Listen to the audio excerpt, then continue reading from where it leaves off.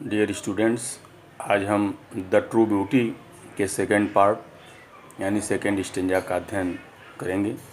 जैसा मैं previous video में बता चुका हूँ कि है सो सुंदर है सदा, नहीं सो सुंदर नहीं। इसी तथ्य को, इसी पोएम को दृष्टिगत रखते हुए आगे हम चलते हैं सेकंड स्टेंजा की तरफ। But a smooth and steadfast mind. A smooth means constant. constant यानी सदा एक समान रहने वाला, अस्थाई। steadfast means फर्म, दृढ़। स्मूथ यानी सदा एक समान रहने वाला, कांस्टेंट। और स्टेडफास्ट यानी फर्म, सदा एक समान रहने वाला और दृढ़ रहने वाला। माइंड मीन्स मस्तिष्क, मन।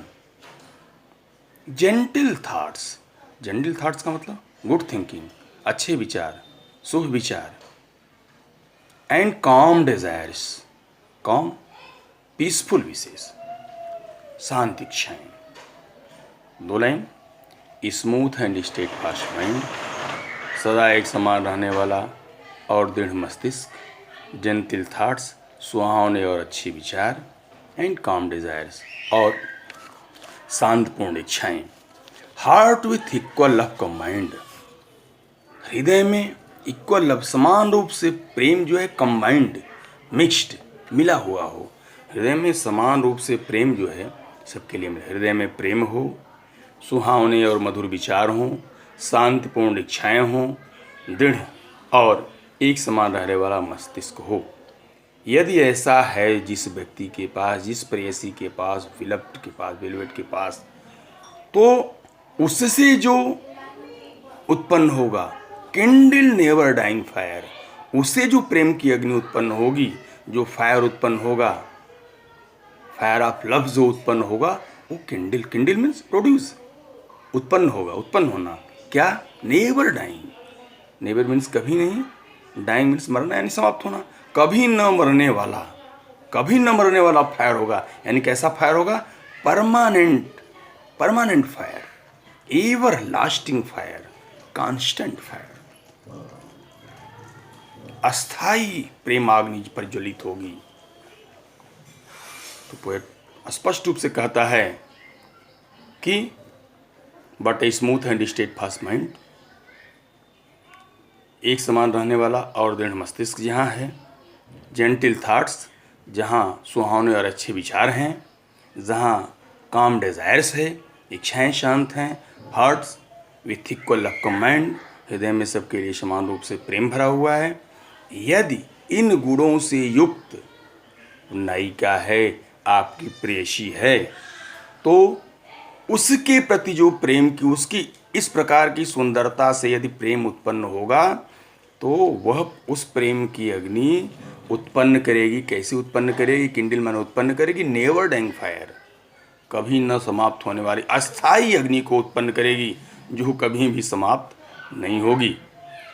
यानी क्या? सेकंड लाइन, दिखे सो सुंदर नहीं, सुंदर सो दिखे नहीं। जो सुंदर है वो दिखाई नहीं देता। Smooth and steadfast mind, gentle thoughts, काम desires, love, equal love combined, ये सारी चीज़ें महसूस करने की चीज़ें हैं, अनुभवगम्य चीज़ें हैं, और ये दिखाई नहीं देती हैं। तो सुंदर सो दिखे नहीं, जो सुंदर है वो दिखाई नहीं देता है। और यदि इन सारी चीज़ों से आपका प्रेम होगा, इस पर आकर्षण होगा, इसके आधार पर आप किसी प्रेयसी को प्रेम करेंगे, तो निश्चित रूप से उससे जो प्रेम की अग्नि निकलेगी, प्रेम की ज्योज्वाला निकलेगी। अगर इस ईंधन का प्रयोग करके कोरल लिप, रोजी चीक और स्टार लाइक आइज रूपी पेट्रोल के स्थान पर smooth and steadfast mind, gentle thoughts, काम डिजायर्स एंड लव रूपी पेट्रोल, ये सारे मटेरियल से तैयार पेट्रोल का यूज़ करके यदि आप प्रेम के बुलेट को दौड़ाएंगे, प्रेम की गाड़ी को दौड़ाएंगे, तो ये सारे ईंधन कभी समाप्त होने वाला ईंधन नहीं है। और फिर उससे जो अग्नि निकलेगी, उससे जो प्रेमाग्नि निकलेगी, वह नेवर डाइंग होगा, जो है परमानेंट कैपेसिटी का होगा, एवर लास्टिंग होगा, कांस्टेंट फायर ऑफ लव निकलेगा।